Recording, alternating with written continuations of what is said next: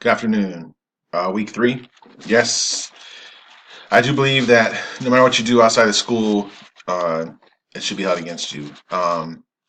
I'm 20 years. I retired from the military in last August, and I had that same belief for anything that you plan on doing. If you want to do drugs, if you like drugs that much, then you probably shouldn't be in the school system anyway. If you get a DUI, if you're out there fighting, stealing, anything that's going to bring credit, discredit upon the school or school system or the education system, I think you need to be held responsible and not be allowed to be around children. Doesn't look good.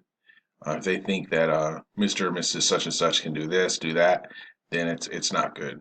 Maybe they may feel that they can go out and do it too, and we're supposed to be there setting the example and not um, you're not showing these kids, the students, that it's okay to do this stuff. I think that the biggest one right now probably to me would be the legalization of marijuana. Um, Never done it in my life. I don't know. I don't think that it should be legal. That's just my belief, and I think that um, if you like it that much, then hey, maybe you shouldn't be a part of the school system, even though it is legal. I know a brandman in the military, even though it's legal, you still can't do it.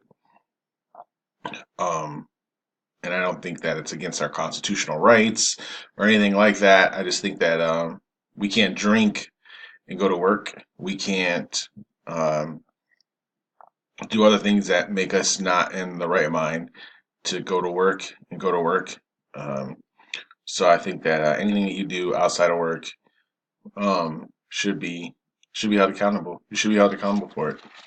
Thank you. Hope we uh, see you this week.